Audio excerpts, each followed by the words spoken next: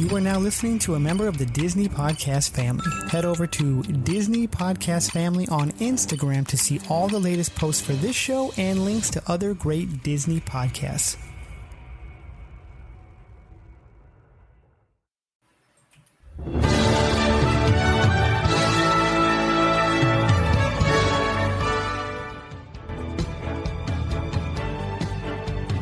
One little spark of inspiration is at the heart of all creation. Spark a dream that we're meant to follow. You're listening to the Extra Magic Hour, brought to you by Walt's Apartment Podcast and the DisInsider. Join the team in the studio as they bring you the spirit of Disney through park news, history, and tips and tricks to make your Disney Parks vacation even more magical.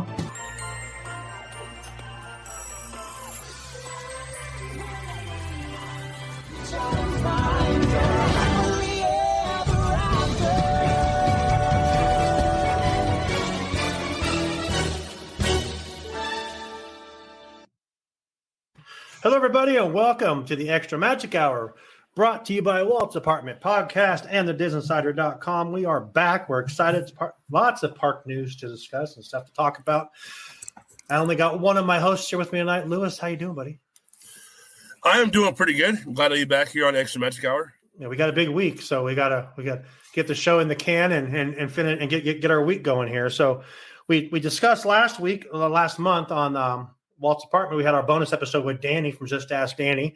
We said, hey, let's give him an Extra Magic Hour and talk just all Disney park stuff. So we're so excited to welcome back to the show Just Ask Danny, or Danny from Just Ask Danny and the 5571 podcast. How you doing, Danny? Good to see you again.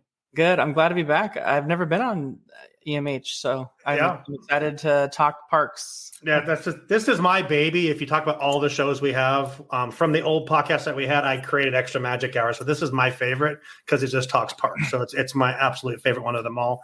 And I figured, why not have you on here? Because we're just going to talk parks. And you talk about busy weeks. Man, you've had like a busy month so far. Yeah, Halloween is like the craziest time of year for anyone that does theme park stuff. Yeah.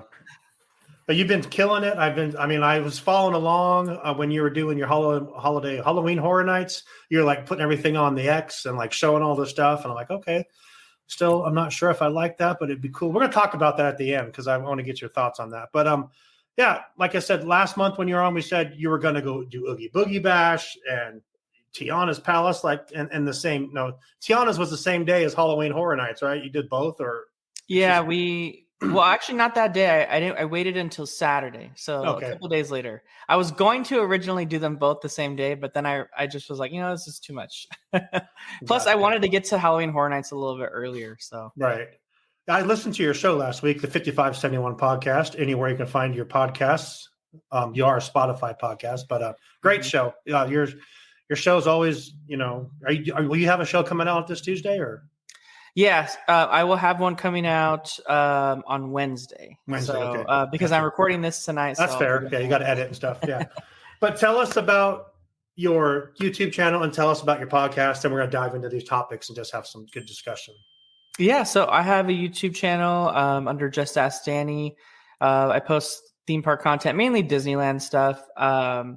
And I just posted an Oogie Boogie guide for visiting Oogie Boogie Bash if it's your first time. So it took me a while to make that one. So I had a list of like all the things I wanted to do, and I wanted to really showcase because I feel like a lot of people this year were going for their first time. So that was my project there. And then 5571 podcasts, very similar to podcasts like this. We talk about theme parks, Southern California theme parks mainly, and also what's new and what's happening at Disneyland.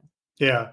And we're going to talk about some new stuff coming to Disneyland too. But we asked you last month, hey, you want to come every month? You're like, yeah. I'm like, cool. Let's talk about Oogie Boogie. So let's start there. You went to the first Oogie Boogie Bash of the season, right? Yep.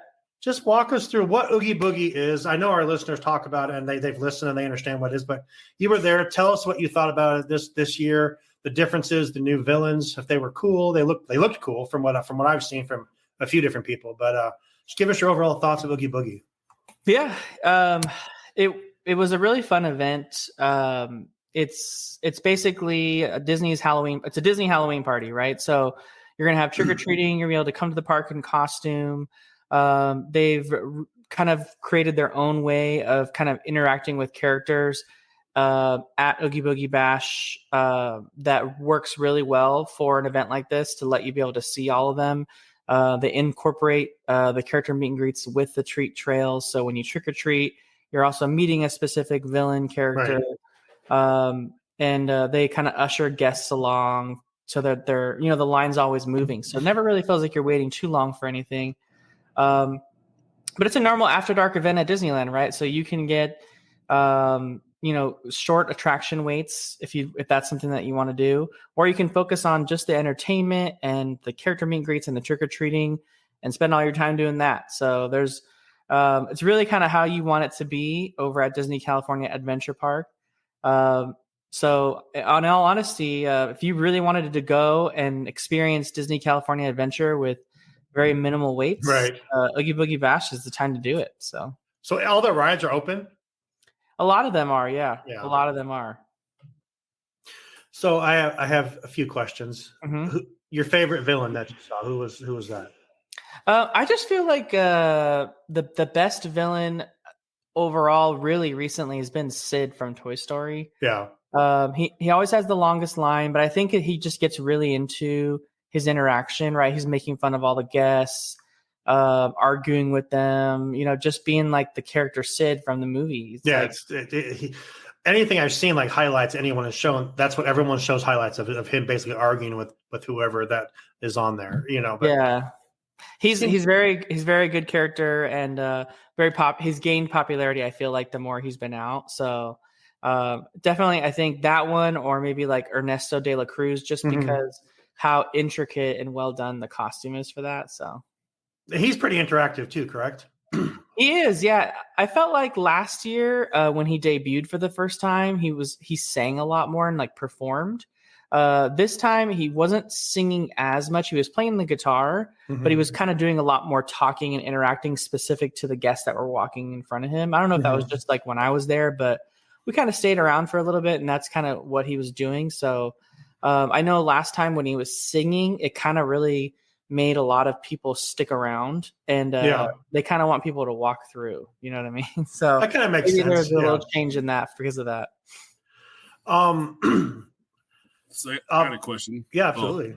Go ahead. So all right, so the Villains Grove. I've watched a bunch of videos. There's a bunch of hype behind it. I want to know what is it that draws people to that? Because for me, I've watched it. I've on every year on YouTube, stuff like that. But I don't see the big draw to it. Would you say it's one of those things? It's way better in person, or what's your opinion on the Villains Grove? Because from the views of it, for me, I'm not sold. But also at the same time, I'm also the undisputed host, so therefore I'm always negative. So, there's a little bit of both to what you said, right? I definitely feel like it's sort of like a one and done thing. Like you don't really need to experience it every year. I always do, just to kind of say I did it and then see if anything's different. But I think the experience and what they came up with is so unique, right? It's so special to just this event. I mean, Disney's never really done anything like this, at least at Disneyland Resort or even at Walt Disney World.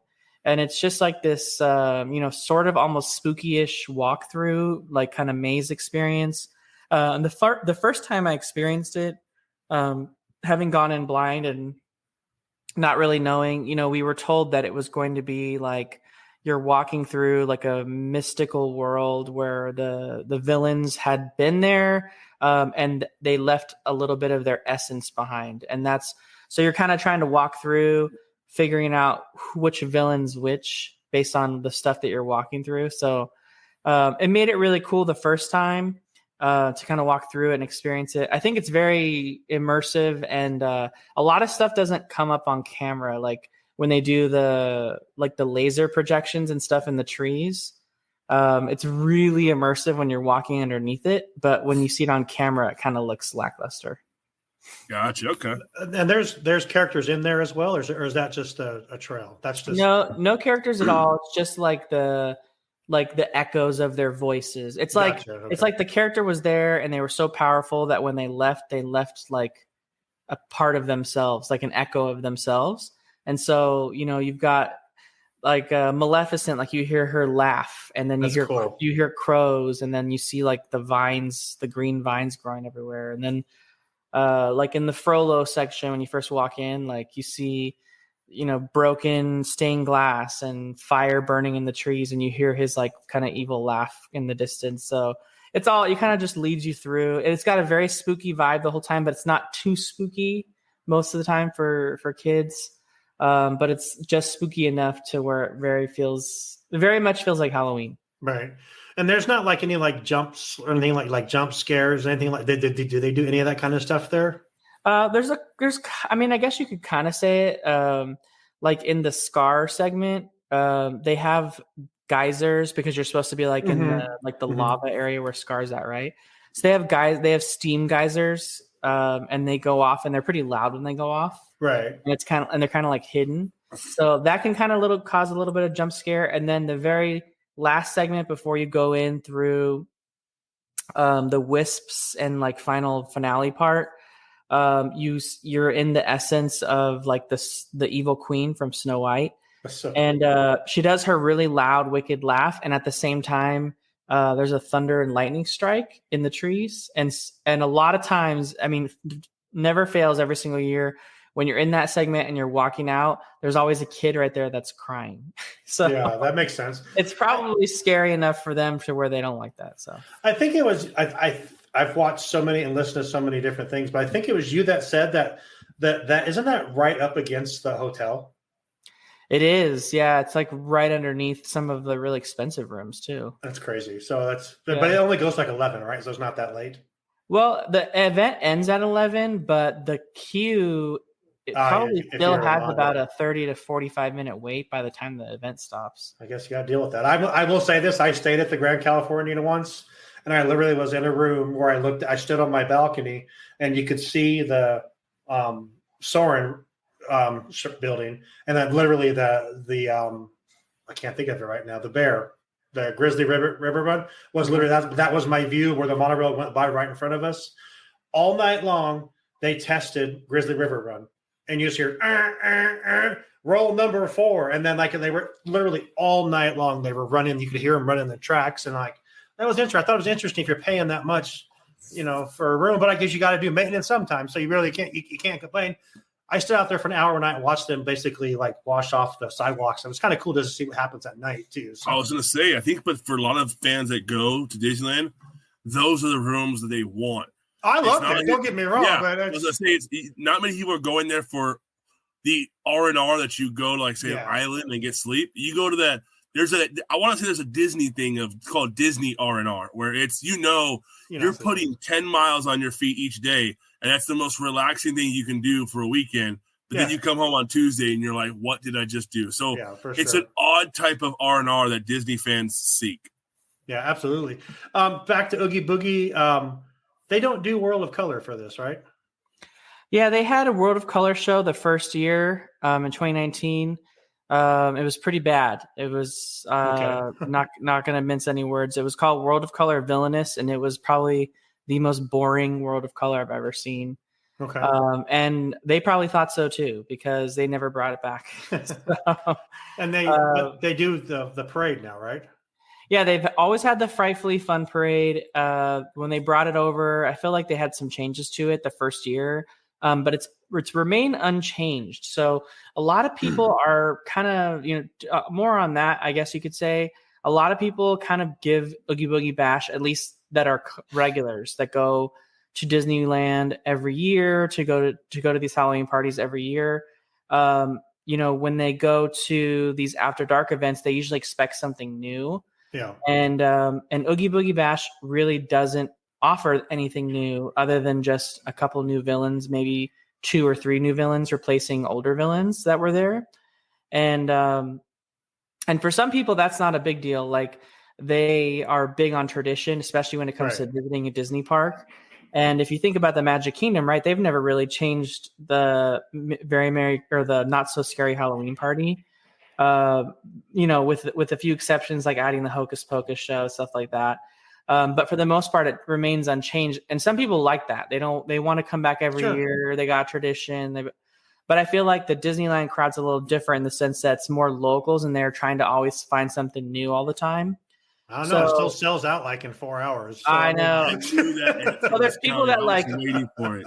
There's people like in Lewis's boat that say, I don't really get the hype around like Villains Grove. Like once you've done it once, like you don't want to do it again. And I get that to a point. Like I don't really, if I wasn't able to have fit Villains Grove in this last time, I probably wouldn't have done it. But since I was trying to make a guide video, I really wanted to try to experience everything I could.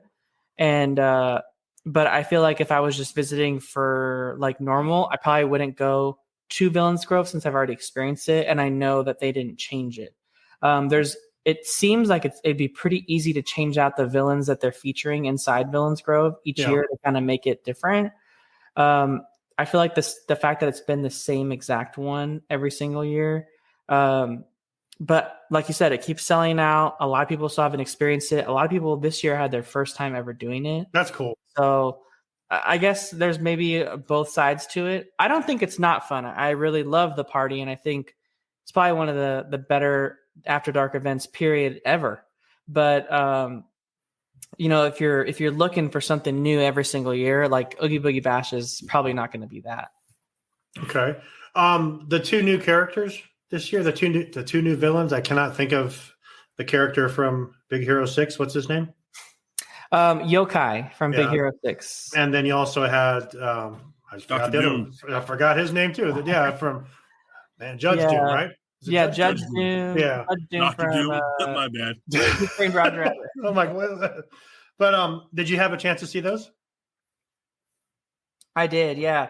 I saw Judge Doom first, and it's really cool. The set that they had built for him is looks very much like the set and scenery in the movie. Yeah, and they even recreate a famous scene from the movie where he, kills the Toon shoe to give an example of what his dip does to Toons, because he found a way to kill Toons, right? So it was a pretty cool scene to recreate. Definitely a scary scene, right? So some kids might find that scary, but Yokai, honestly, he was pretty. I mean, it was pretty cool to see Yokai like in a talking interaction, right? I think we had him in Villains Night one of these nights, and but he kind of wasn't he wasn't in a talking scenario. He was just kind of like ominously looking down at people, like greeting, taking photos. So this time he had his voice, and he was like speaking about Hero and Baymax and stuff. So it was interacting with guests, and then they had his like nanobots, like the sound effects of his nanobots, kind of like all throughout San Francisco Square. So when you're walking through, you'd kind of like hear him in the corner or something.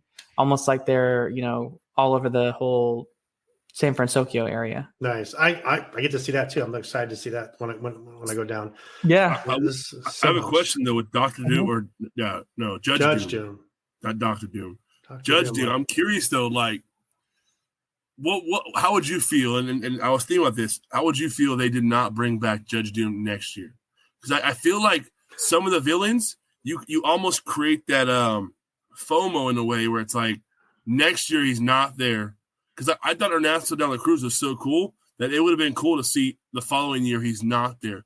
Like some of these like home run villains, like hey, you bring them out every so often, because I feel like Judge Doom, that's such an elaborate set, and I think it can grow old way too fast. Like if you do it next year. So how would you feel if like next year Judge Doom did not make an appearance, and you got another archived villain that they revamped or brought back that they haven't brought into the picture yet? Yeah, I think there's a lot of potential for a bunch of other different villains. I didn't really see the need for them to bring back Madame Mim. I mean, I think half the time the people that were working the area around Madame Mim had to explain to people who Madame Mim even was. So I think there's probably a lot of that too with Judge Doom, but I think more so in the sense that he was talking about Roger Rabbit a lot. Right. So it kind of made more sense. Madame Mim, is more obscure, So that one was I was intrigued that they not only did they bring her back, but they put her in a very prominent location this time around. So that was interesting.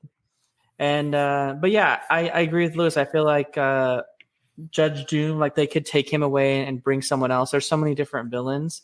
I was honestly shocked they didn't do Vanessa this year. I like put big money that they were going to do Vanessa, and they ended up doing it. So that was Judge Doom was a huge. I mean, I saw Justin Scar's video. He loved it so much. He went through it twice. He loved it so much. But yeah, it's that whole idea is cool. I do enjoy that. Why they're is going Wanda into the not there archive. as a villain? That'd be the best thing ever. Who? Wanda. What do you mean? Who? Wanda, my favorite. Well, right now they have Agatha. That's the villain in Marvel's land. Wanda was there. She was just like meeting and greeting like a normal character. Oh, that's lucky all of you. That's the best, yeah. She's my favorite. Her and Deadpool are my absolute favorite characters. Let me ask you this. Oogie Boogie Bash and to the party they had before at Disneyland, which one was better? Easily Mickey's Halloween party, like without a doubt. I would love for Mickey's Halloween party to come back. You just can't beat the vibes of being inside Disneyland when you're having Haunted Mansion holiday, the fireworks show to end the night. Oogie Boogie Bash is a great party. Like I said, it's so much fun, and you totally don't have enough time to do everything that's there. But truly, the thing it's missing is some sort of big entertainment to like cap the night off. The parade just isn't quite that. And so World of Color could have been that, but they've never decided to kind of recreate a different version of the show. Right. So that would have been cool if they did.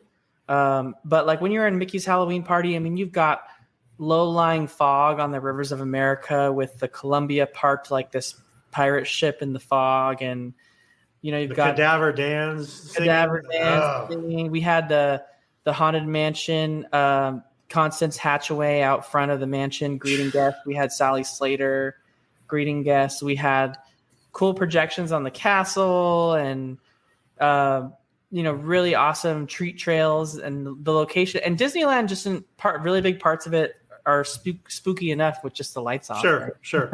So I don't know if you've said in any of your videos or anything, but do you think it's logistics is why they don't do it there anymore, or they just did something different?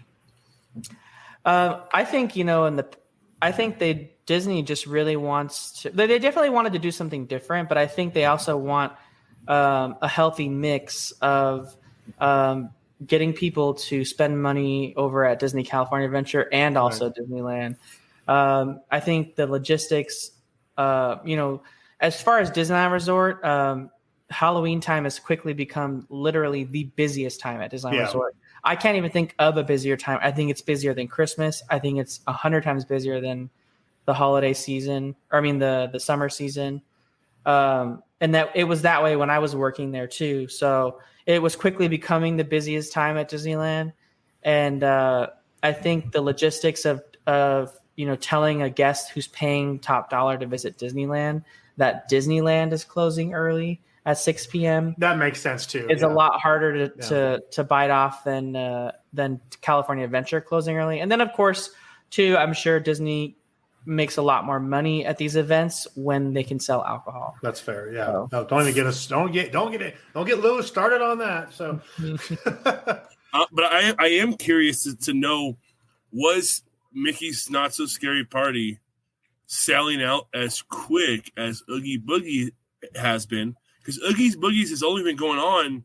It's been going on for a little while, but not that long. So I'm curious if that's why Oogie Boogie is selling out, because it's still in this like fresh zone, kind of like Rise of the Resistance is still 45 minutes or higher all the time.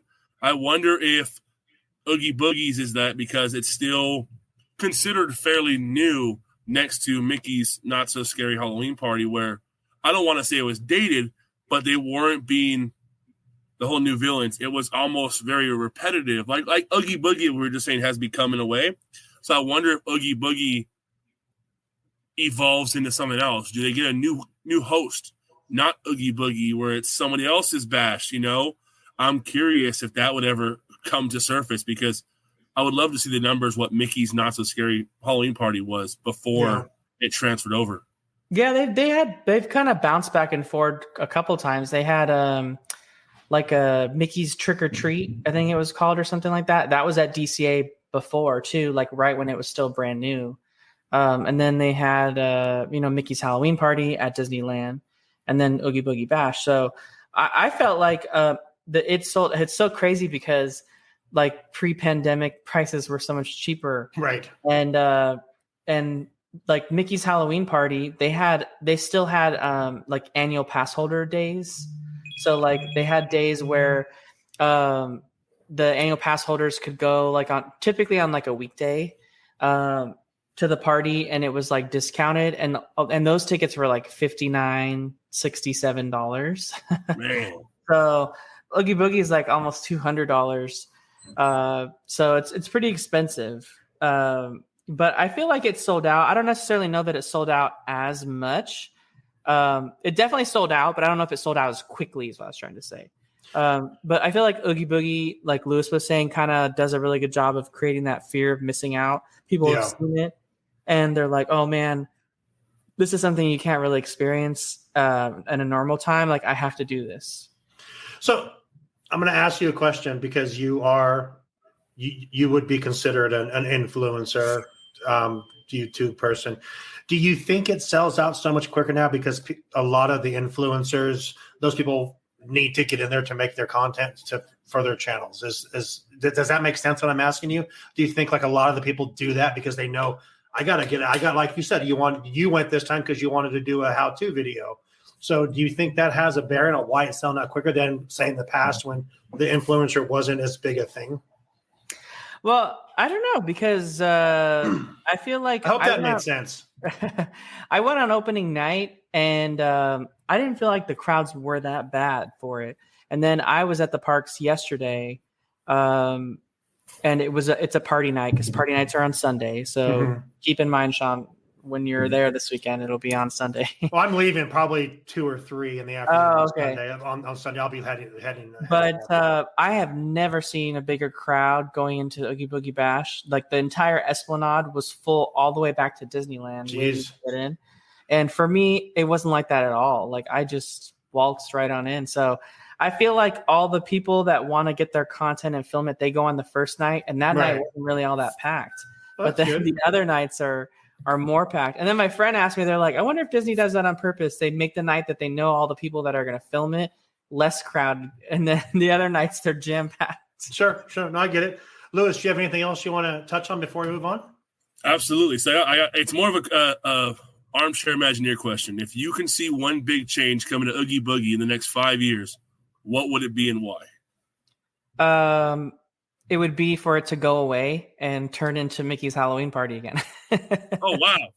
Was not expecting that answer. That's exactly what I thought you were going to say. Move it to Disneyland? Yeah, move it to Disneyland and turn back to Mickey's Halloween Party. Man, okay. So you're that big of a fan of the Mickey's Halloween Party. So you can't beat a Halloween party inside Disneyland with the fireworks show. It's been what, 4 years? 4 or 5 years? Yeah. So because I do remember seeing the videos, those cadaver Dans on the boats and the music and the ship just sitting there looking all badass. You can't go wrong with that. Like you said, there's not a lot to do at Disneyland to make it scary. Yeah. And Haunted Mansion Holiday. Yeah. Correct me if I'm wrong. Halloween was very important to Walt, right? It wasn't he very supportive? Was it Halloween or Christmas? He was like really. Well, I know Christmas he was because he was big. It was Christmas. He was a big fan of Toys for Tots and stuff like that. Yeah, I mean, because someone told us, I think when I did the VIP tour, and I cannot remember which holiday it was, but like Anaheim would like celebrate for months and say coming up to Disneyland this season. I cannot remember which one it was, but yeah, Oogie Boogie Bash. Danny says bring back Mickey's Halloween Party instead. But you still had a good time though. Yeah, I had a great time. Good. Mm-hmm. I want to talk about Tiana's because I'm going to be at Tiana's on Wednesday. So, overall thoughts of Tiana's place. I know you had said that it's kind of just a revamp of the French market, right? They dressed it up. They put a few. Some people were complaining that they didn't do enough, but they put like a few. Lewis complains about everything, but it's okay. But that's why we love him, and it makes it. just a few nods to Tiana. You walk in there, have their coats and stuff hanging up there, and the recipes are on the wall. Let's start with that before we get into the food. What was your overall thought of walking in, looking at it, going to the park all the time? What'd you think of it? It was sort of a tricky implementation from Imagineering, right? New Orleans Square is very like steeped very deep in like the Disneyland history aspect. Walt Disney had a big part about New Orleans Square. Like that was like a big project of his, as was Club 33 and the jazz lounge that sits above Tiana's palace, like that he never got to see built, right? So they had to do the best they could to make what we would think Tiana's palace would look like, but also not go more too over the fact that this is New Orleans Square. Mm-hmm. Did they do a good job, you think?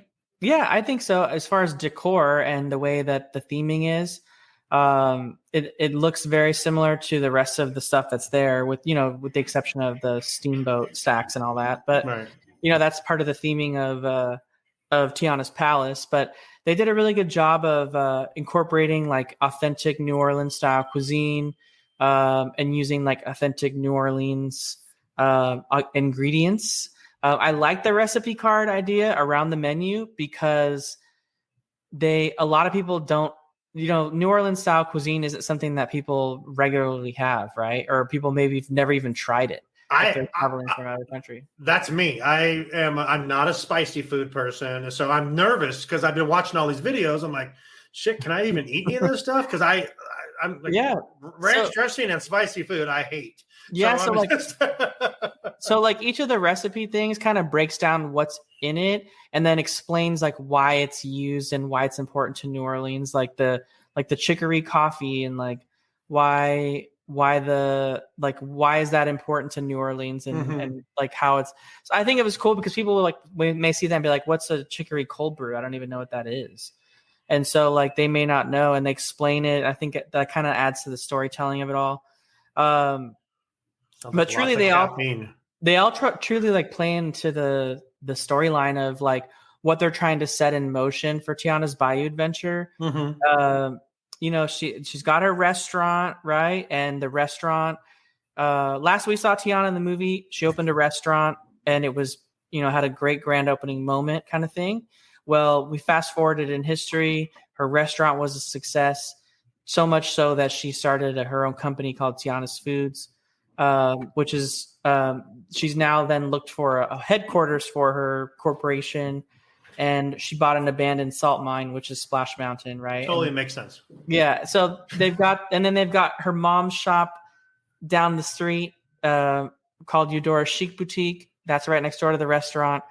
It's also featuring Tiana's Foods. So it sells her food ingredients, but also has her mom's like sewing, the dresses and stuff that they sell at Disneyland. They make it seem like that's, her mom's sewing. Mm-hmm. So it's like, she's got a sewing room in there, and if you can listen to her mom talking into the room, and they're talking about the Mardi Gras celebration. So it all brings the ride together. So I get why they did it. And I feel like too, with Tiana's Palace, almost every single person who saw Tiana's, the Princess and the Frog movie, were like, man, they should really make Tiana's Palace at Disneyland because it has New Orleans. Like everyone's been saying that since like the beginning. So it's, I feel like it was a good fit overall, and the menu's really good. I don't necessarily know that it's one that I would frequent all the time, just because, like that's not kind of the style of food I always want to eat when I go to Disneyland. But it was a great treat to have every once in a while. Now let's talk about the beignet, because was it you that said Mondo? Is Mondo the one that did not like it at all? I couldn't eat it because it's got cream and stuff, so I can't have any of that. But Mondo tried it and he did not like it at all. Like, would you say like 0 fires or 1 fire or something like that? Yeah, he gave it like, he didn't want to rate it at all. He was just like, it's 0. Dang. So it is pretty. It's almost like it's like over $5 for one beignet. Dang. And it's got like a lemon pie filling inside of it, with like really a lemon glaze on the outside. But right next door, still part of the same building, you can get a 3-pack of beignets for almost the same price. So I think it's better offer. So Did you try the coffee, the cold brew? No, because it's also full of cream. Cream. Okay, gotcha. Okay, Danny can't have cream. Okay, we got this. I can't have. I'm allergic to dairy, so I got friends that are going that drink coffee. So I'm like, do I get this and do we try this? But I've heard it was pretty good from what people have said. But give me like 3. Did you eat everything there? Did you go for the oh, you did. You went a couple days later, right? Because you were okay. So you went on the Saturday. So 3 things did you try all the stuff or did you just try a few things? Or? I tried a few things. The standouts, the muffaletta sandwich. I was going to ask you about that because I love that kind of stuff. Super good. You got to like olives, but it's really, really good. He was like, oh. I mean, really? a muffaletta is basically like themed around olives. Okay, well, I didn't know that, so I'm out. I'm out on that.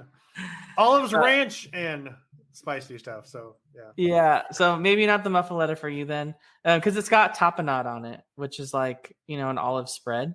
So then you liked it so good. I'm glad you liked it. So yeah, it was really, really good and very delicious. But everyone was talking about the gumbo, right? Tiana's dad's a recipe gumbo that's like famous in the movie. Like that's there.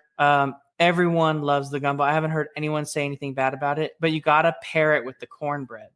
Oh, I've heard the cornbread's amazing. Yeah. And the cornbread was running out very consistently. So did you have the gumbo with or without the sausage? I think Mondo got it with the chicken and the sausage. Okay. Yeah. Okay. They had like a vegan one or like a vegetarian one that just had like vegetables. And then they also had like a po' boy, like a beef po' boy. Food at Disneyland tried that. He didn't really like that one. But he really liked the other ones. What did you try that you liked? Muffaletta, gumbo, the cornbread, and the chicken. That sucks if the cornbread runs out. I'm gonna have to get there and give me some cornbread. That's important. Hey, sounds to be rope dropping for cornbread. I'm trying to figure out what day that's gonna fit in because I got reservations here and there and blah blah blah. But hey, I'm not gonna lie. I wrote that last year for D23. I rope dropped 3 days in a row for those breakfast chimichangas. So I can't say anything. I know one day we're rope dropping for the I can't think of it now. The Ronto wrap. That's got to happen because it's just so good. So yeah. I wish you had an option to like. Can I get like if they had like a plan for like 2 Ronto wraps? Because like sometimes like I'll finish the first one. I'm like it was so good that I already want another one. Yes. But it's like like a combo for 2. Like, yeah, like a buy one get one half off or something. Yeah, because like they are good. I'll give you that, but they are not anywhere near filling. In like an hour and a half, I'm hungry again. So Danny, Tiana's Palace. 1 to 10, what would you rank it? I mean, overall, food, atmosphere, everything. I give it a big 8 out of 10. Okay. Yeah. Okay. Anything you could, like Lewis asked earlier about Oogie Boogie, anything you'd like to see him do differently? Knock it down and make it something else. I mean, I'm just just keep to your report card. No, they made some really great changes, like the mint julep window at the back. It was heavily impacted. People love the beignets, right? They built an actual hard queue for the beignet location.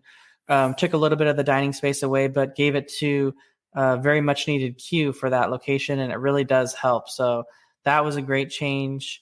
They added the mobile order window, which I thought was awesome. And they have kind of like their own dining section for picking up mobile order. So that was a great change. So I feel like everything they did was pretty awesome. Interior wise, they didn't change the layout of the restaurant, which really worked because the 2 lines really helped keep everything moving. So that kind of worked the way it was. I think the only thing maybe I would say would be to add more dining space.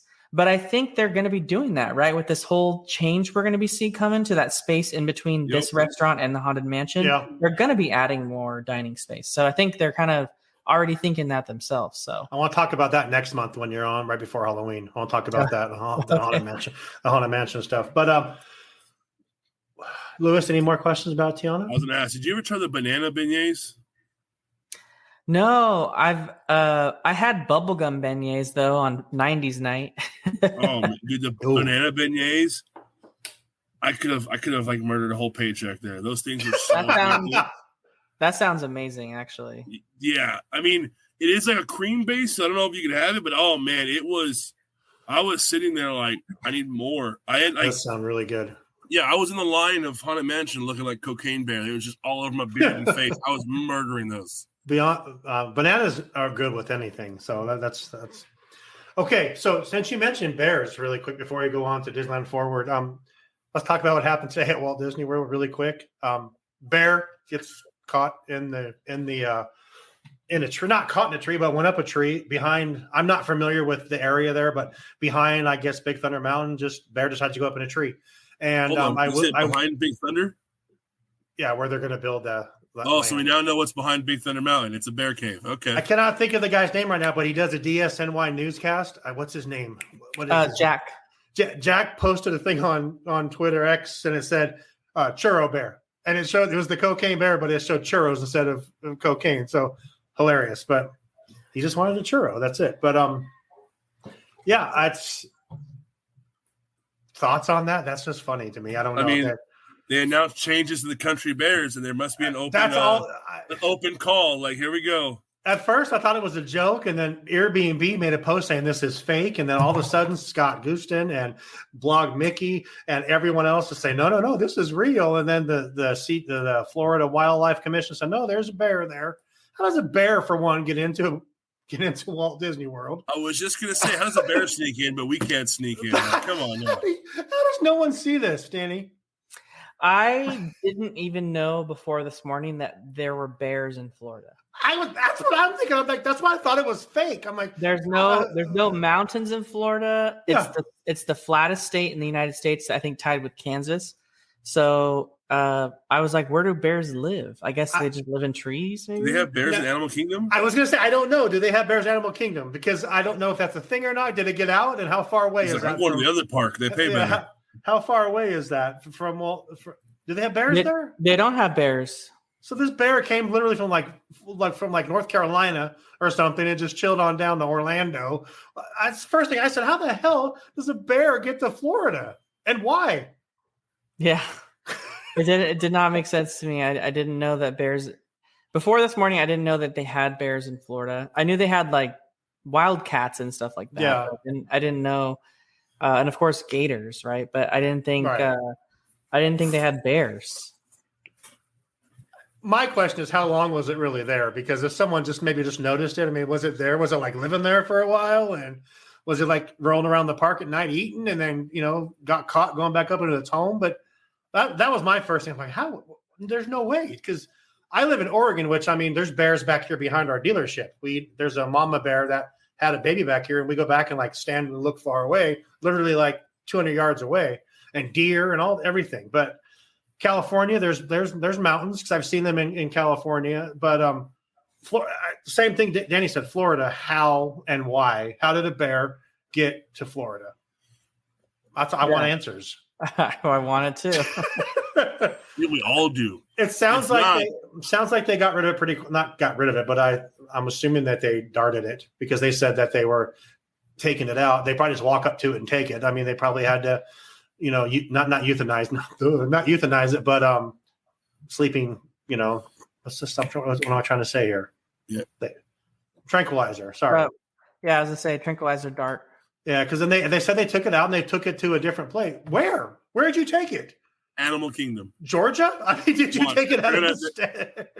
They're going to announce it at the fourth quarter earnings call.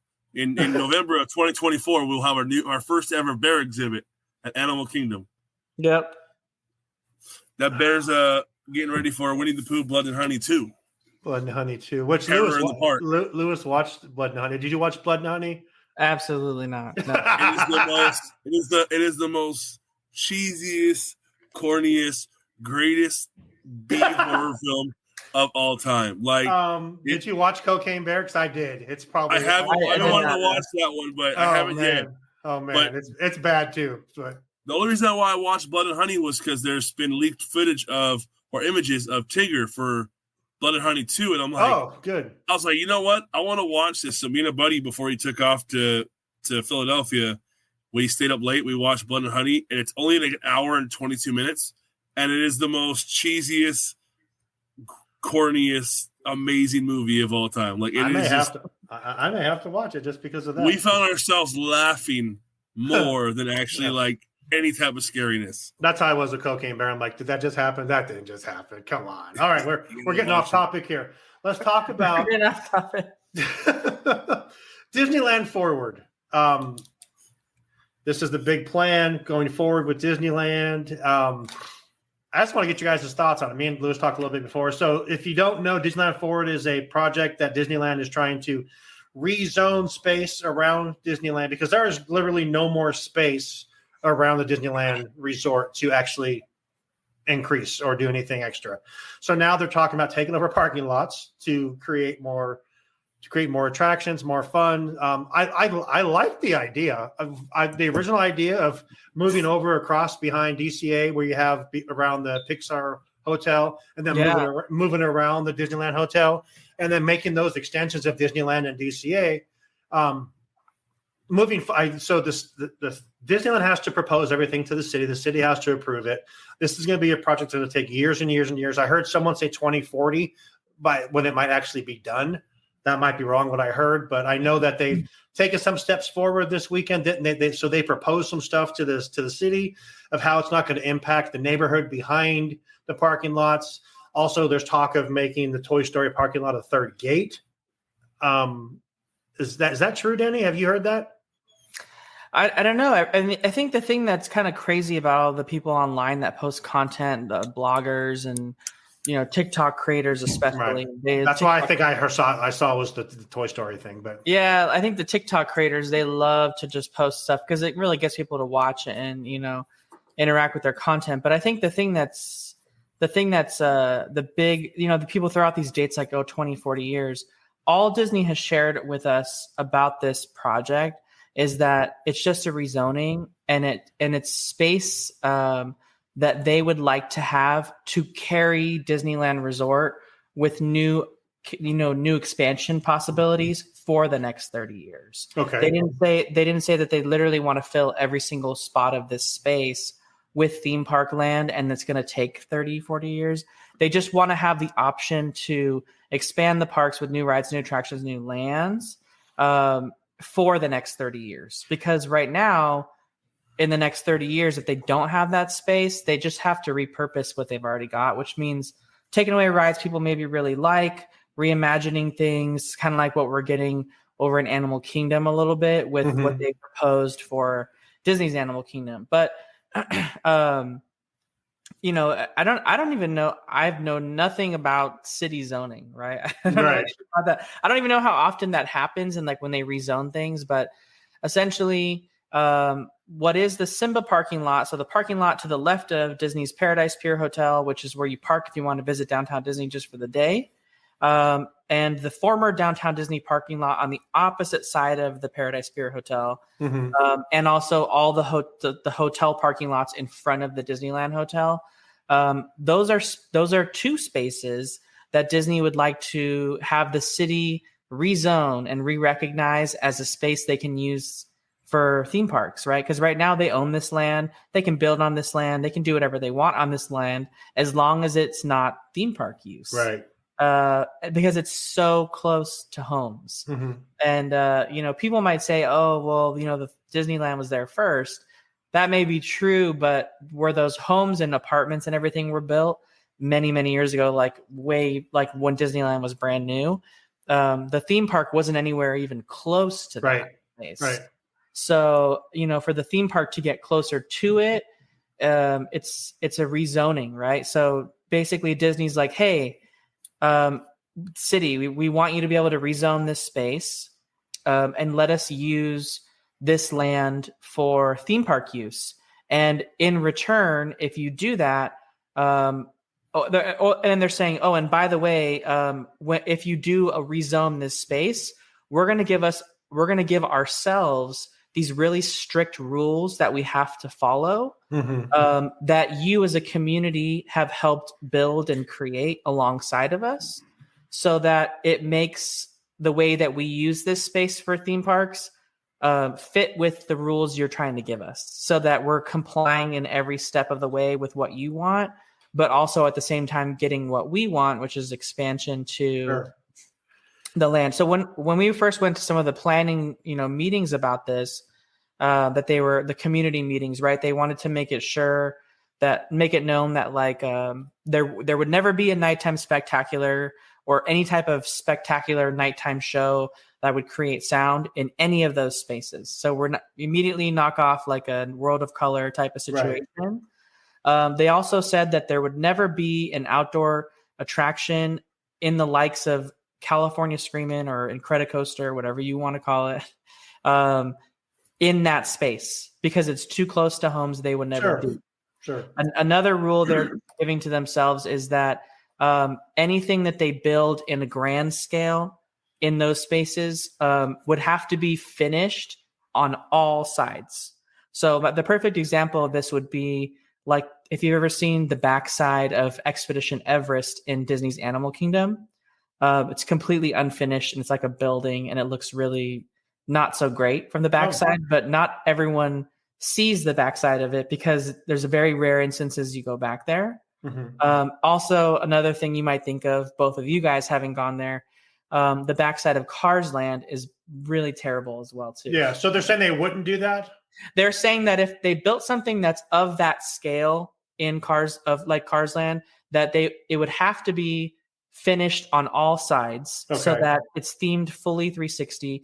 And I think the best example of this is if all those neighborhoods that are on that street, because the street that runs along all those parking lots that are there that Disney owns is called Walnut Street, and or Walnut Avenue, I think, or I don't even know if it's street or avenue, but Walnut something. And it's just a small little like 2 lanes on either side road with like a median down the middle that has trees. And there's like literal single family homes on that street, like literally on that street facing Disneyland. So these would be like, the theme park literally be like steps away from their house if there was a theme park built there. So that'd be crazy. I know it'd be wild. So, but currently the parking structures sit on that street, right? The Pixar one and the Mickey and Friends one. Right. But the way that Disney did it on that street is if you're in the perspective of standing on that street or in those homes looking at the parking structures, you would think that those parking structures were office buildings with really nice garden planters growing off of it. And I think that's an example of what we can expect to see. Like they put these glass details in on that side, the sides that face the homes, so that it literally looks like an office building with windows. So if you've ever been in Mickey and Friends, you've seen like the glass panels on the inside that face the other way.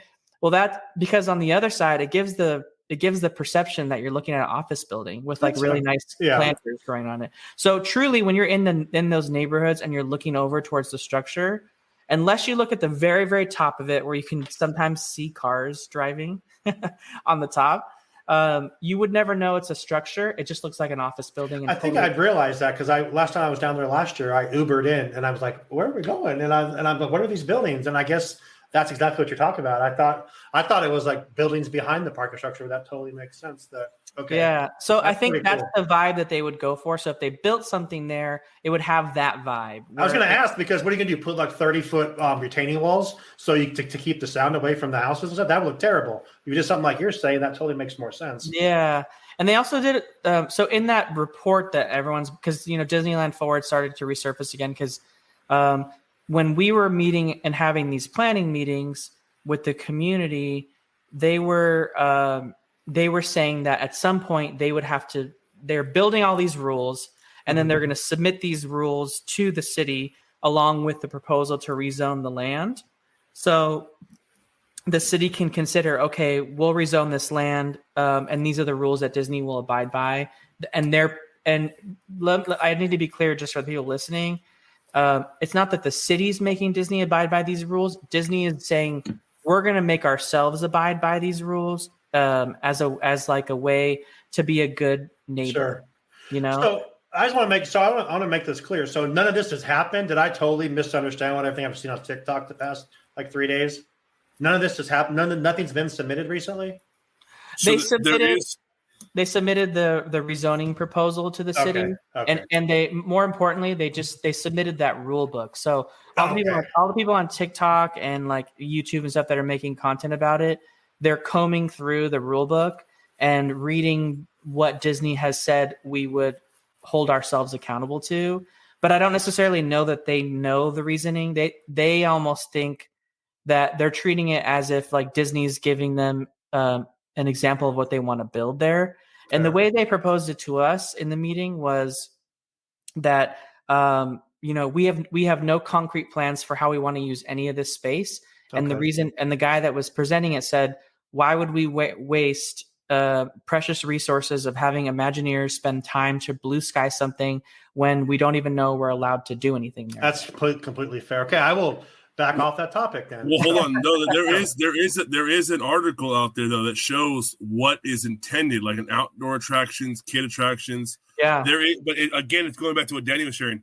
It's not saying this is what we're doing or how we're doing it. It's just sharing if this is what's to go, this is what the layout would look like. So that way they can identify, okay, there is an outdoor attraction, but it's in the center of this proposed new land. And it's just kind of like it's blue sky selling, but at the very, very early stages. Almost like Herb Ryman making the Disneyland schematic. That's how early this is. Exactly. Then I have another question. We'll not push it aside, but it kind of attaches to that. I heard a lot of people talking about the Toy Story parking lot, which is literally the same size as DCA. Should the Toy Story, I'm going to ask both of you. I asked Lewis before the show started, so I'm going to ask you first, Danny. Should the Toy Story parking lot become a third gate at Disneyland Resort? I would love that, right? I think that would be a great option for it. All they've proposed is that they want to use it for theme. They want to have the ability to use it for theme park space, right? In the proposed concept art that they showed, just to show something to the community, as in like, hey, this is an example of what could be built there and what you might experience if you're driving down the street as part of this community and seeing, instead of a parking lot, you might see this. Yeah. And they showed like a really fancy shopping district with a lake as the center for, of center icon, kind of like what you see at Disney Springs and Walt Disney World. So a really nice shopping center with a lot of food, a lot of entertainment, and a marquee hotel that like kind of went around the outside of it. And that would really work well there for the space, because right across the street is the Anaheim Convention Center. Yeah. And that plays host to huge conventions, tons of business guests.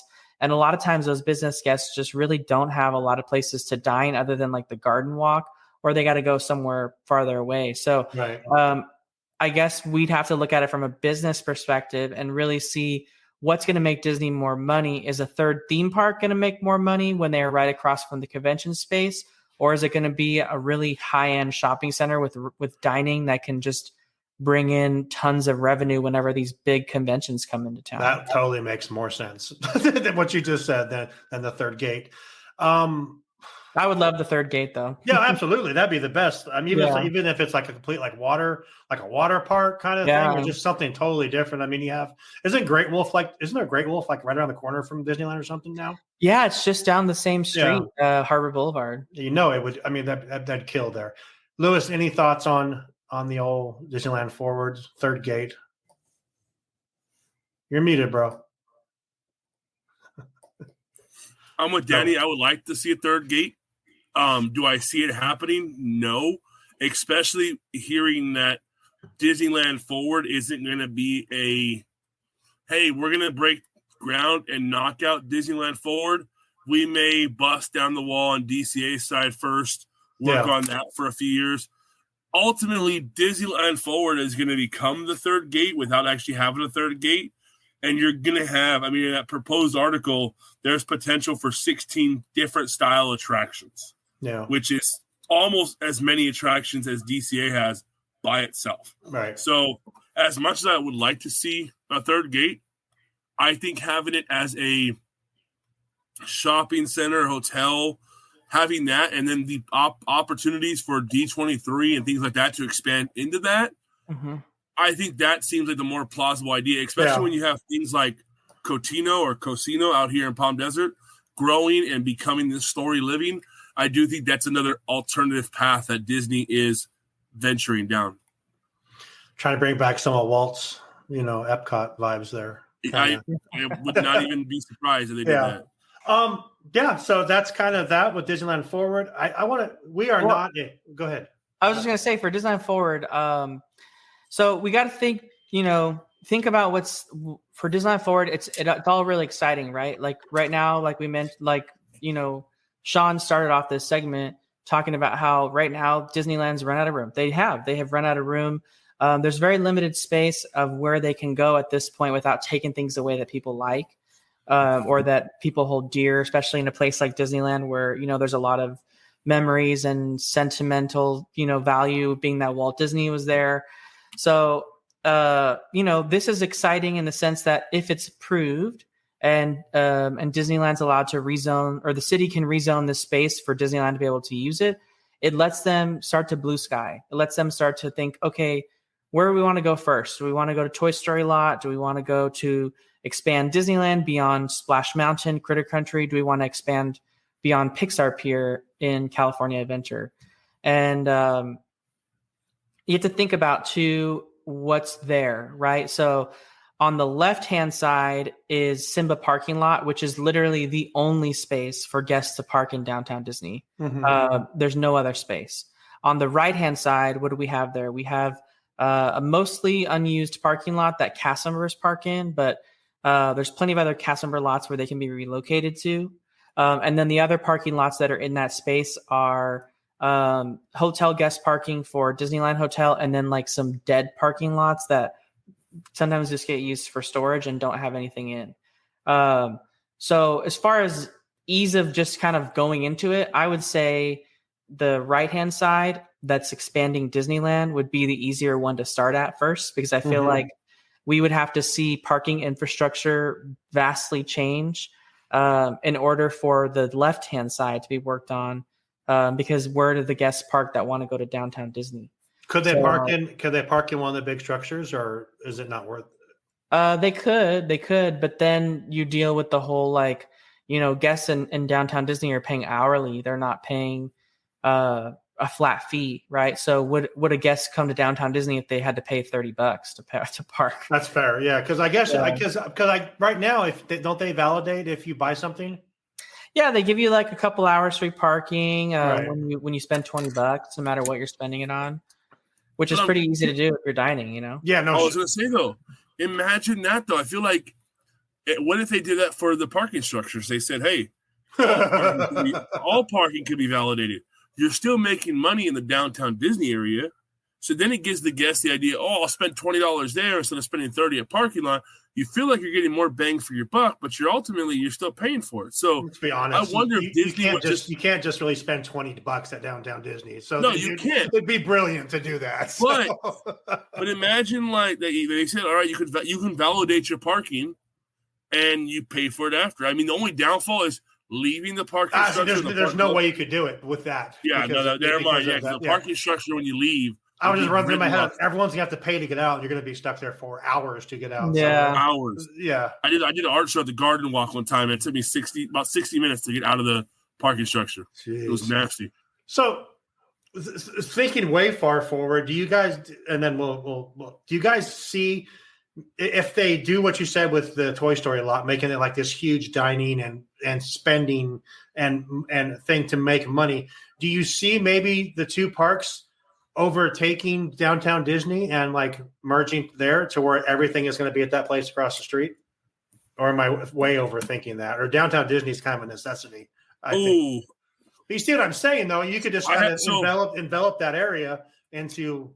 Well, we think about a whole resort as, if you think about like Walt Disney World, Disney Springs isn't the only shopping center, right? They have the boardwalk, which is kind of sort of as small as downtown Disney is. Yeah, that makes sense. So there's a mix of different things. I think the most interesting thing is we'll have to keep an eye on. I think the thing we'll have to keep an eye on after this were to get approved is the Eastern Gateway, right? The Western Gateway is where is where they're building all the stuff now, like where Din Tai Fung's going and all that stuff on the west end of downtown Disney. But on the eastern side of downtown Disney, that's where they wanted to build the new parking structure before, but got the rug yanked out from underneath them. So if we see those plans start to reinitiate and ground break for parking over on the eastern end of the resort on Harbor Boulevard, with the pedestrian bridge and all those plans being set into motion, that's when we might see some changes happen to those empty lots next to the Disneyland Hotel and the Paradise Pier Hotel, because that would then mean that parking is going to open up in a brand new structure that could absorb the parking lost from some of these other areas. That totally makes sense. I always forget about that. I thought that was such a good idea, the Eastern Gateway project, and I'm kind of bummed it didn't happen. I understand why it didn't because of the businesses over on that side, but if you have ramps and steps going down to those businesses, people are still going to go there if they want to go there. Yeah, but the rumblings are, it sounds like that project's probably the only way to go. So it sounds like it's picking up steam again, and it might be where they're going. So they paid like $60 million for a hotel just to destroy it, just for that, and it just sits there empty now. The parking lot, actually, they just extended the parking lot. Oh, they did. Okay, yeah, it's 60. It wasn't like $60 million bucks. I don't know. I forgot a while ago. Yeah, it's so crazy, but I love that. I thought that was a great idea. To go off your question on downtown Disney, I could see downtown Disney becoming more parks area if just like the Eastern project, if the rumored, it's always getting thrown out there, but if the Garden Walk actually goes up for sale, which it was years ago, but if it goes up for sale, I could see Disney dumping downtown Disney for parks, because the Garden Walk literally is like a 3-story downtown Disney. There's certain parts where there's 3 levels. So you could ultimately really do a lot there, especially if they built a bridge from the Garden Walk to the Toy Story parking lot area. You could definitely do something like that. So I would see them dropping downtown Disney if the Garden Walk was to go up for sale. If Disney was to buy the Garden Walk, I would say downtown Disney would get swallowed up by theme park. And I also think the busing system in between Disneyland and California, I could see that getting swallowed up by Park 2 with these new parking structures and bridges. So my other question that I saw from all this was that now I'm going to be pissed if I just believe TikTok, now that I think about all this. So like the idea of a Skyway, that was just someone on TikTok saying that? Like, no, they were looking at the rules that Disney put in the book. So essentially, the original plan for Disneyland Forward, what their original desire is or was the street that literally runs right in the middle of the resort, to go under it, right? Yeah. No, the street that runs right in the middle of the resort. Disneyland Drive. Yeah. The original plans were to close the street. Oh, I thought they were going to go under it. No, they wanted to close the street and make it a private street, much like Resort Road and all the other things that they did on the other side of the resort. I think the plans still include the street called Magic Way, which is the street that runs perpendicular to, like, you turn off of Disneyland Drive onto Magic Way to get to the Disneyland Hotel and what used to be the downtown Disney parking lot. Gotcha. Okay. So the plans still include to close that street. So on the other end, where it connects to Walnut at the other end of the street, so it connects to Walnut and it connects to Disneyland Drive. Mm-hmm. On the Walnut side, it would be just capped off, and there would be no way for cars to go that way. Because technically that street is right on the space they'd want to build things. So that there'd be a whole reworking of that space if theme parks were actually to come there. But what they were saying is so if they're going to expand across Disneyland Drive to these spaces on either side of the hotel, they're talking about how would they get guests from one part of Disneyland to the other part across the street. And so they were talking about multiple options of how they would do that. One of them being, the bridge that they use for downtown Disney, right? Most people don't even know they're crossing a bridge in downtown Disney when they're in it. Yep. So that's a really great example. And they used that with pictures like, hey, we could just do this again for the Disneyland lands, and you'd never know you're going over a bridge. Yeah. The other option was to use a more obvious pedestrian bridge like what we see at the structure. Mm-hmm. And then they said potentially a skyliner, and that's how that came into play. Yeah. Or a people mover. They mentioned that too. Yes, so they were just giving options to the city like, hey, these are ways we could cross pedestrians over to the other parts of the theme park expansion if we were to build over there. So they just saw these like possibilities, and then it makes a really great video. So they're like, oh, Disney's going to build a site. Right. And okay, so Disneyland Forward is going to be cool whenever it happens. I think it happens down the road, and I look forward to see what happens with it. But I want to talk about something else, that we are not we are a Disney podcast. That's we cover Disney, but Danny covers it all. Danny covers Disney. He covers Universal Studios. He covers Knott's Berry Farm. I want to give Danny some love, and I'm intrigued by Halloween Horror Nights. I'm not a huge horror fan. I don't mind watching horror films, but I don't like people jump out at me. It's just not my thing. So that's why I was asking even about the Villains Grove, because I don't need to be punching a character just because they scared me. But tell us, our listeners, I mean, I'm sure everyone that listens to this stuff they do everything. They go to Universal, they go to Knott's, they go to Magic Mountain, they go everywhere. Really quick, give us like a brief kind of what is Halloween Horror Nights. Tell us about your experience there. And then, please just talk about it. So we haven't had Knott's Scary Farm yet. I'm going to be doing that this week. Knott's Scary Farm has its 50th year. So they're another premier scary event in Southern California. That's at Knott's Berry Farm. That starts on Thursday and goes through the Halloween season. But what Shawn is referring to is Universal Studios Halloween Horror Nights, a big event on the East Coast and the West Coast, right? I feel like it's a little bit more, has a little bit more of a fanfare on the East Coast than it does on the West Coast. But it's still a massively popular event. It is a horror themed event. So it's themed to, since it's Universal, it's themed to horror franchises or franchises that they are working with, like from Netflix. So we have had Haunting of Hill House in the past. We've had many Stranger Things seasons interpreted to mazes and walkthroughs, including this year. So I had a chance to experience Halloween Horror Nights this year at Hollywood, which debuted last week. And man, it was a great experience. Probably my favorite year I've been in recent times. 2019 was my favorite year last time, but this year they had a walkthrough experience for Stranger Things season 4. The Last of Us, but specifically the video game, not the television show, which is the television show is based off the video game, right? They had Exorcist Believer, which is the new Exorcist, which is a lot more darker and scarier. They had a maze walkthrough for that. And they also had, they always do a Universal Monsters themed maze because, Universal has its classic monsters. They've got, heck yes. They got Frankenstein. They've got Creature of the Black Lagoon. They have the Mummy. They have, Dracula, Wolfman, all the main, the classic horror monsters. They're all Universal properties, so they can get really creative and do some fun mazes. And they always do an awesome Universal Monsters maze. And then they also have a maze walkthrough experience for Evil Dead Rise, which was a movie that came out recently. Very scary and disgusting movie, by the way. I don't know if Lewis saw that movie, but it's pretty scary, actually.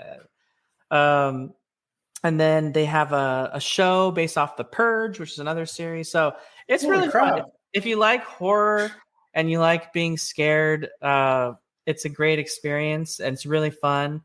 I love doing it every single year. Monda from Five Fires YouTube, he's a huge fan of it too, obviously. It's what helped put his channel on the map, right? He has Halloween Horror Nights almost to pay exclusively for his successes, so he never forgets that. So so you have to think, I mean, Universal is a major movie studio, so I mean, I'm sure they do it right too. You know what I mean? It's all done right, special effects wise, and the thing I have not been Universal Studios in such a long time. The question I have is, where does it all go? That place is so small. It seems like I know you talk about upper level, lower level, because I listened to your show last week, and you were saying that if you have the early access pass, use it and get in there and do so there's only 4 mazes is what you're saying? Yeah, early access grants you the ability to walk through the 4 mazes on the lower lot during that early entry period. Right. But there's 9 total mazes and walkthrough experiences. And then shows are in addition to that too. Dang. And Louis, have you ever been to this? So I've done Not Scary Farm quite a bit. And I enjoy Not Scary Farm. I am not the biggest fan of mazes just because I don't blame you. Well, I'm just a bigger guy, so like it automatically feels smaller. So the only maze that I did at Universal Studios before the Hollywood Horror Nights became a thing when it was Halloween was when they had the Mummy at the very beginning. It was a walkthrough. They had the Mummy there, and I enjoyed it. I thought it was really well done. Their costumes, their designs are top notch. Knott's Berry Farm, I think, gives you that more old school kind of haunted house vibe. But I think my favorite part that I've seen on both Danny's channels and Mondo's channels is the opening. I forget what you guys call it, but it's that opening sequence with like the Connex boxes, the flame. It's like all the characters come flying at you. That part I really enjoy. I was like, screw this when I saw that. No, I'm out. Yeah, see, I like that. I saw the tram tour. They had the Bates Motel part where you're walking through. I enjoy that style of Halloween. Mazes, I just get a little claustrophobic. And then the thought of like somebody touching me.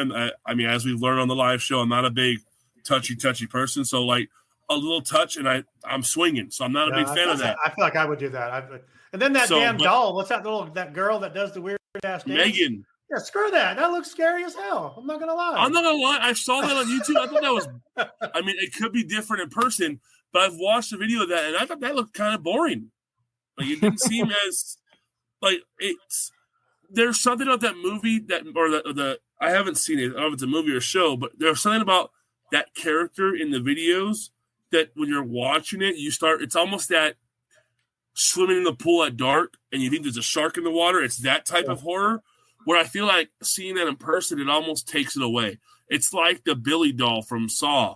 I think he's cool. I think he's creepy. I think Saw is a great horror film, but that's not a film you can quite replicate too well in real life because you can't do that without getting into some legal trouble. So there's some horror movies that I think they should really leave alone because you can't translate it well in real life to where it's believable. Yeah. Now the Stranger Things maze, dude, that cheerleader scene, like I'm not a Stranger Things person. I've never watched it. I have nothing against it. But that scene that people are walking through and chicks just like levitating, like dying or whatever's happening, that scene looked pretty cool on camera. I can only imagine it looks 10 times cooler in person. Yeah, it did. It's a fun event. It's if you're a fan of horror movies or just like the classic genre and in general, I think you'd really have a lot of fun. I think when it comes to what Lewis is saying, Knott's Berry Farm gets a little bit more claustrophobic. They get a little bit more in your face. The actors kind of get near you. With Halloween Horror Nights, they do a really good job of scaring you, but it's usually like a jump scare. So the actors don't ever like follow you in the mazes. They don't get as close as they do in Scary Farm. Yeah. And the scare zones in Horror Nights are a lot less like immersive and scary. They're more for like the fun of it and like just the horror aspect. So like when you first walk in, you're kind of being surrounded by all the chainsaw people. So that's a scare zone. And then they've usually had a couple down in the past. There's the ones with the terror tram, right? The terror tram?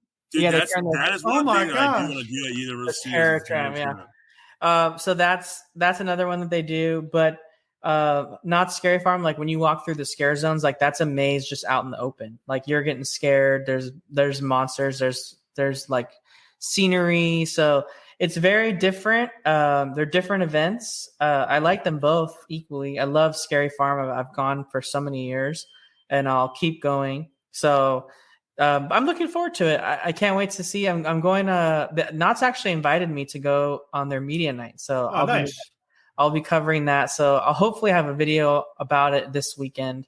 Is my goal, so that they can get it out there right away. Two things that I remember from Knott's Scary Farm. They had this show where they used to do it. I mean, years ago. I'm probably dating myself on Knott's right here, but they used to do like this skateboarding show right in the middle, right across the street from the train. Well, they had a Scary Farm show, and it literally was like, the parody movies, Scary Movie. It was like watching that live. They're making puns at like Octomom, all kinds of stuff. And I was like, this is priceless. And I love that Knott's gives you that like almost like old school backyard barn type of Halloween vibe. It's not dressed well, but it's dressed cool enough that you're like, that's rad. Like the doll, those are mazes called the Doll Factory. 99% of the props that were in there were just busted up doll pieces that you can find like Walmart.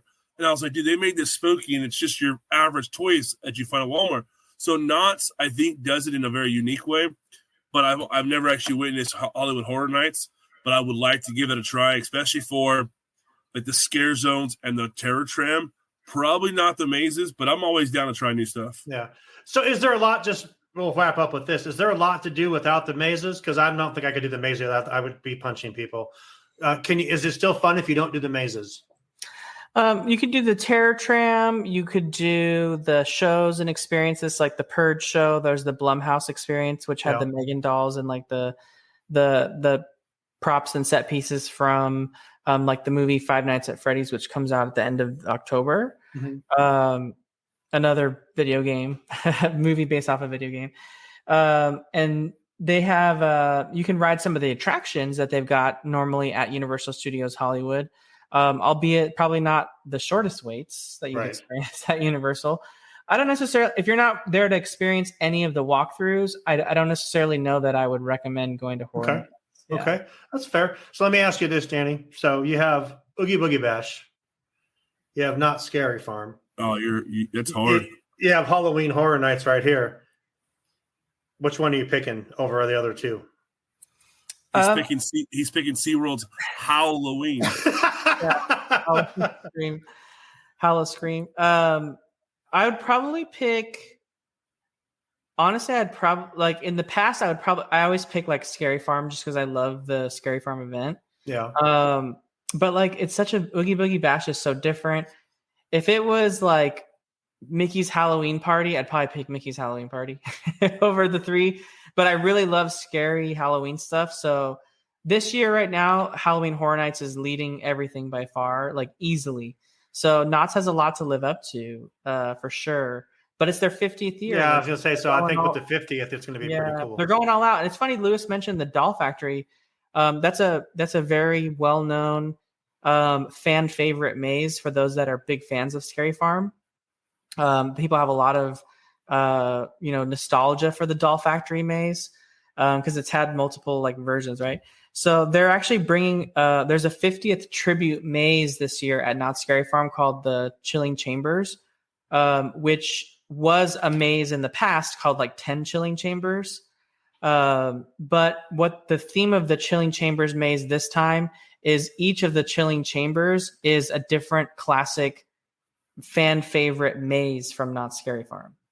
So, and they're going to have a section in that Chilling Chambers that's from the Doll Factory. Yeah, the Doll Factory. I just thought that was the first one we hit because we went to Knott's that day, and we were there in the morning, so we got to ride Knott's, and like that was the one maze you could walk by and you saw the entrance, you saw the signage, so I was stoked on that one, and that one I had a good time, but that one always stood out. That one, and then the one they do in the Bumper Cars Arena. Yeah, that one. Day of the Dead one. Yeah, Day of the Dead one over there for sure. Yeah, they have. I think the cool part about Knott's is that they really kind of just turned it into this really big story that continues through the whole event. That like they've kind of developed like a cinematic universe for the Knott's Scary Farm world. How they all interconnect with each other and the storyline of it all, and it's really cool how they've done it. And for the 50th year, they're adding 3 new mazes. So lots to see and do this time around, and I'm interested to try it all. Heck yes. Well, Danny, I can't thank you enough for joining us again. Let's do it again next month. Because I want to hear about not Scary Farm now, obviously. Maybe we'll turn into like a theme park show, not just Disney park show, because the stuff excites me. But tell everyone where we can find your content on all the internet and social things out there. Yeah, so I actually have a podcast as well called the 5571 Podcast.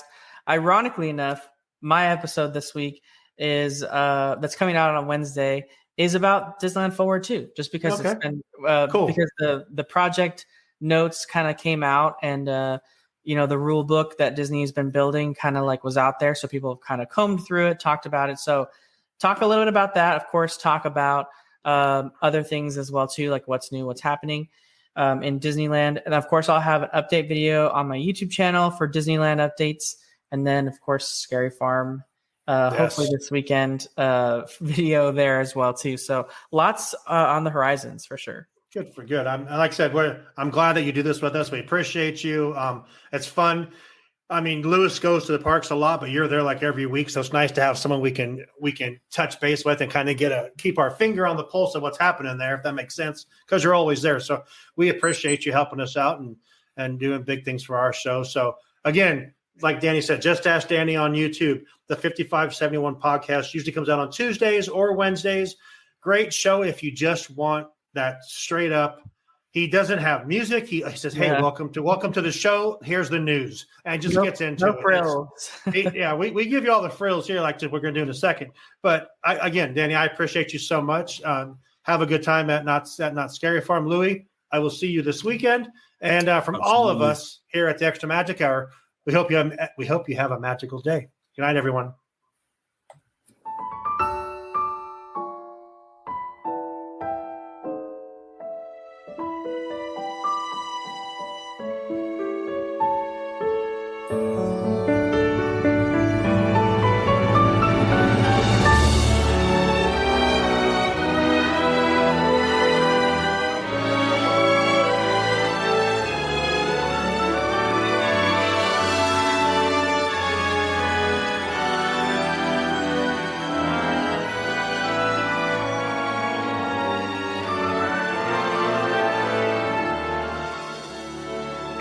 Come to this happy place, welcome.